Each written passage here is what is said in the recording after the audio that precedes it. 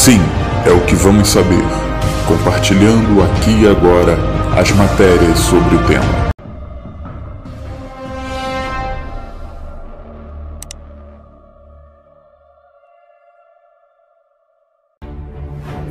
Houston, Texas, 20 de julho de 1969.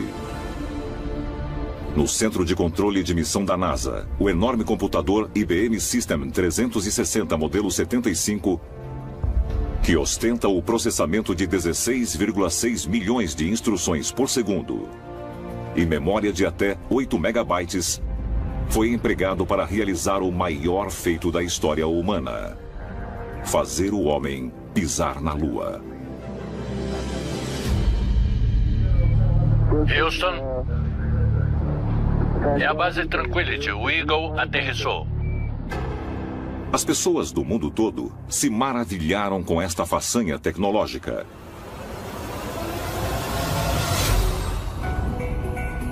Mas, incrivelmente, apenas 6 décadas depois, um aparelho portátil, pesando menos de 200 gramas, sobrepujou toda a tecnologia que a NASA tinha em 1969.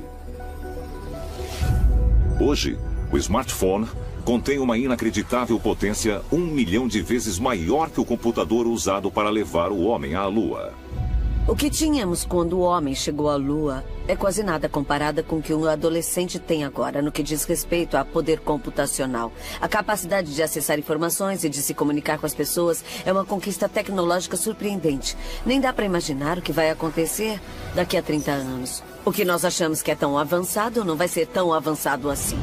Os computadores vão assumir o lugar dos humanos. O futuro é assustador. Até mesmo Stephen Hawking e o fundador da Tesla Motors, Elon Musk, previram que as máquinas logo poderão ultrapassar e até substituir os humanos. Muitos cientistas e pensadores afirmaram que, no final, as máquinas vão dominar o mundo. Os computadores estão ficando mais rápidos e poderosos. Uma hora projetaremos máquinas que vão criar máquinas ainda melhores. Se forem mais espertas que nós, melhor tomar cuidado. Os extraterrestres estariam observando a humanidade há milhares de anos e nos trouxeram até este ponto porque querem que nós tenhamos uma tecnologia avançada e também nos tornássemos a própria tecnologia, até que estejamos prontos para ser como eles. Temos que nos perguntar se isso pode fazer parte de um plano extraterrestre para influenciar a humanidade através da implantação de tecnologia no corpo humano. E se for assim, qual é o propósito? Serve para acelerar as nossas habilidades ou é um esforço para controlar a humanidade?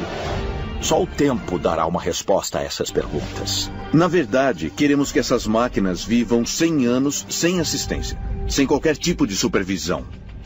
Ao combinar as características realistas dos androides, os cientistas acreditam que logo chegará uma época em que os seres humanos artificiais serão praticamente idênticos às pessoas reais. Nós vamos conseguir criar sistemas robóticos bem parecidos ao ser humano, a ponto de se tornarem quase indistintos em movimento e na morfologia. Como foi possível a tecnologia da humanidade avançar tão rapidamente? De acordo com os teóricos, sugerem que essa influência tenha continuado até os tempos modernos. Como evidência, eles apontam o visionário que impulsionou a revolução do microcomputador, Steve Jobs. São Francisco, Califórnia, 9 de janeiro de 2007. Feira anual da Apple, a Macworld Conference and Expo. Obrigado por terem vindo. No centro do frenesi midiático mundial, o cofundador e CEO da Apple, Steve Jobs, subiu ao palco para anunciar um novo produto revolucionário: o iPhone. O que nós queremos fazer é fabricar um produto avançado que é muito mais inteligente que qualquer outro aparelho móvel existente e super fácil de usar. E nós vamos chamá-lo de iPhone. Steve Jobs foi um dos maiores visionários do Vale do Silício. O objetivo que ele tinha era popularizar a informática. Muitas pessoas que trabalhavam com informática não pensavam em levá-la para o público em geral. E ele conseguiu entregar às mãos dos consumidores um aparelho que fosse usável, intuitivo, fácil de usar, fácil de entender e que fosse pequeno. No que diz respeito à simplicidade e beleza, ele fez algo simplesmente perfeito, eu acho. Steve Jobs e sua equipe de engenheiros na Apple aproveitaram a tecnologia que conectava a sociedade digitalmente e pôs todo o conhecimento do mundo literalmente nos dedos da humanidade. Talvez Steve Jobs estivesse recebendo informação além do reino físico. É possível que extraterrestres estejam, de algum modo, guiando certas pessoas para conduzi-las aos níveis mais altos de conhecimento? Parece que esses seres estão guiando a humanidade para uma nova era de tecnologia super avançada que, por fim, permitirá nos conectar com os cosmos. E se isso for verdade? Os seres extraterrestres realmente ajudaram a moldar nossa história? Mas as sementes desta revolução tecnológica foram plantadas em 1973, quando o universitário de 19 anos abandonou a faculdade. Jobs frequentava Reed College em Portland, Oregon, quando ele, junto com um dos primeiros funcionários da Apple, Daniel Kottke, tomou a decisão de que mudaria não só o curso de sua vida, mas, em última instância, o curso da humanidade. Eu conheci o Steve na Reed College no primeiro mês, mas nossa amizade se desenvolveu porque, 1 ou 2 semanas depois, eu estava andando com um exemplar do livro Be Here Now, e eu estava ansioso para conversar sobre ele. E o Steve conhecia o livro. E esse livro logo nos levou para a autobiografia de um yogi e para o Ramakrishna e seus discípulos. Como muitos da sua geração, Steve Jobs aderiu ao movimento de iluminismo espiritual que estava se espalhando pelos Estados Unidos na década de 70. E de acordo com as pessoas mais próximas, ele não considerava isso um interesse passageiro, mas sim um chamado. O Steve teve acesso ao livro Cosmic Consciousness e acho que isso fez ele ir além do limite. O livro tinha capítulos sobre grandes gênios da história e como eles eram instruídos, e isso se tornou a sua base. Foi assim que fomos para a Índia. Impulsionado pelo desejo de encontrar iluminação espiritual, Steve Jobs viajou para a Índia, acompanhado de Daniel. Alguns meses depois, juntos, eles descobriram um guru hindu conhecido como Haidakam Baba. Ele foi descoberto com mais ou menos a idade de 18 anos, fazendo yoga numa caverna. Mas existem lendas antigas sobre essa mesma figura que havia aparecido no século XIX. Haidakam Baba afirmava que não tinha mãe nem pai. Mas quem era essa pessoa que não se tem conhecimento sobre sua história antes dos 18 anos? E dizem que surgiu do nada. Ele alegava que era um ser imortal, conhecido no hinduísmo como Mahavatar Babaji. Mahavatar significa a grande encarnação, o grande ser encarnado. Mahavatar é eterno e ele pode aparecer a qualquer hora, em qualquer lugar, tomando a forma de outro ser humano. Então, ele estava aqui para colocar a humanidade num caminho melhor, no caminho do entendimento, no caminho da grandeza.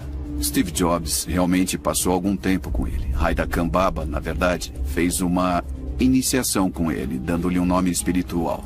Esse é um tipo de iniciação tradicional.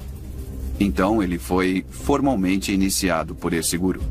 Babaji havia dito que ele era um ser celestial que viera à Terra para ajudar a iluminar o nosso planeta e a nos fazer progredir. E nós temos que perguntar, é possível que Steve Jobs estivesse sendo influenciado telepaticamente por uma entidade extraterrena chamada Babaji? Haida Baba afirmou que havia vindo para guiar a humanidade em um caminho mais sublime. E ele se referia a si mesmo como o mensageiro da revolução. Logo depois de retornar aos Estados Unidos, Steve Jobs embarcou em uma própria revolução: o desenvolvimento do microcomputador, junto com o cofundador da Apple, Steve Wozniak. O Steve não fez isso por dinheiro. Ele embarcou nisso com a missão de transformar o mundo. O Apple II foi o primeiro computador pessoal no mercado de massa. Wozniak, é claro, foi o gênio versátil que criou o design completo e todo o software. Mas Steve ganhou crédito por ter muita paixão pelo que ele previu que aconteceria no futuro se ele não desistisse. E é claro, o iPhone é o computador agora que está dominando a vida de todo mundo. Ele transformou tudo, tudo mesmo. Steve Jobs continuou a praticar a meditação por toda a vida. Com frequência, ele se refugiava no Tassaharas em Mountain Center, na Floresta Nacional Los Padres, na Califórnia. E foi aqui, em meditação profunda, que Jobs disse que recebeu a maior parte da inspiração que transformou o mundo moderno.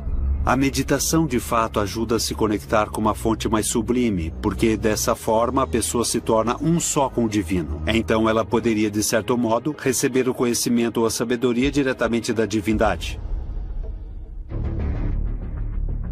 É possível que Steve Jobs tenha sido guiado por um ser de outro mundo?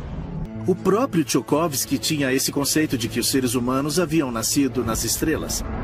E se você realmente refletir sobre isso, será que esses cientistas vindos da Rússia poderiam ter algum tipo de conhecimento avançado? Será que eles poderiam ter uma comunicação com alguma forma de inteligência extraterrena avançada que estava influenciando a corrida espacial e influenciando esse impulso para fazer a humanidade voltar para as estrelas?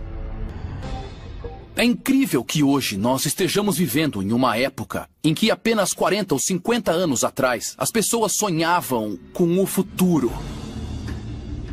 E aqui estamos nós, vivenciando esse futuro fantasiado. Não tudo, mas muitas coisas. Onde nós estaremos daqui a 50 anos? Eu acho que a ficção científica consegue revelar isso em partes. No final, a ficção científica se tornará fato científico. É claro que o papel da ficção científica em prever o que, por fim, se tornaria fato científico do mundo não era nenhuma novidade. Grande inovação veio da ficção científica. Arthur C. Clarke imaginou o satélite antes dos engenheiros. Eles estavam lendo ficção científica quando tiveram a ideia de fazer isso, e aconteceu repetidas vezes de um artista criativo ter uma nova ideia para narrar uma história, mas essa ideia veio do inconsciente. Observe Júlio Verne. Volte e leia Júlio Verne. É realmente interessante. Muitas das coisas que nós fizemos ele havia imaginado. E essas ideias saltaram de uma mente humana e depois se tornaram realidade. Eu acho que elas viraram realidade porque as crianças leram essas histórias e por fim cresceram e pensaram, espera um instante, nós temos todas essas capacidades tecnológicas e se eu conseguir avançá-las para um próximo nível com uma nova invenção?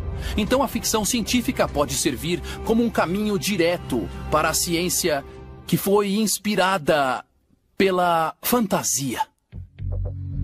Mas muitas das maravilhas científicas modernas são meramente produtos de mentes férteis e imaginações extravagantes? Ou elas têm origem em algum outro lugar, possivelmente a anos-luz de distância?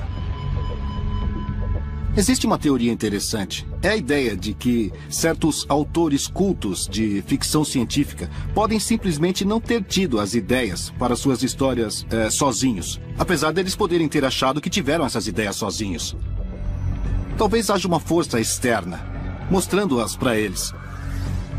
Será que os autores e escritores de ficção científica foram inspirados por extraterrestres?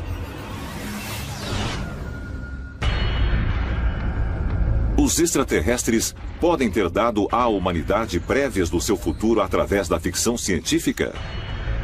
E se as mentes criativas do passado tivessem sido capazes de vaticinar as incríveis tecnologias de hoje, então nós deveríamos também interpretar a ficção científica moderna como um guia para onde a humanidade está se dirigindo. Onde nós estaremos daqui a 50 anos? E já que nós estamos falando de ficção científica de hoje, um tema recorrente é: o que acontece se nós ganharmos a capacidade de fazer o upload de nossa consciência para algum tipo de computador? É possível que nosso futuro possa estar num reino digital?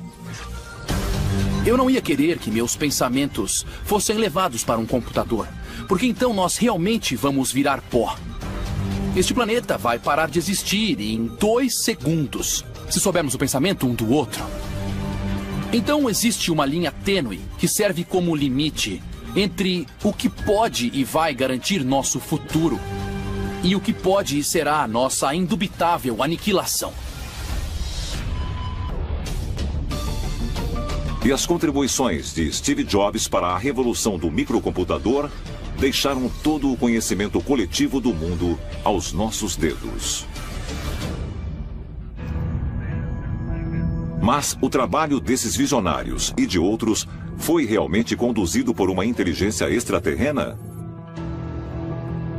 E se a resposta for afirmativa, com qual finalidade? Nós somos a experiência, eu acredito, de extraterrestres. Eu acho que eles nos criaram para ver como nos desenvolvemos. E eles provavelmente estão dizendo: puxa, veja esses humanos, veja como conseguem avançar rapidamente. E nós estamos aprimorando cada vez mais a tecnologia. Mas Elon Musk da Tesla e o físico Stephen Hawking avisaram que temos que ter cuidado com a inteligência artificial. Podemos ir longe demais. Eu concordo com eles. Precisamos tomar cuidado. Algo que também vem de muitas das literaturas de OVNIs dos anos 50 e 60 é que os extraterrestres estão supostamente entrando em contato com certas pessoas e avisando-as dos perigos do poder nuclear. E que o que estávamos fazendo com nossas armas atômicas era muito destrutivo e que nós poderíamos destruir nosso próprio planeta com essa tecnologia. E que os próprios extraterrestres estavam preocupados com isso. Então, por vários motivos, nós devemos tomar muito cuidado com o uso que fazemos da nossa tecnologia. Existe um motivo pelo qual nós chegamos onde chegamos hoje.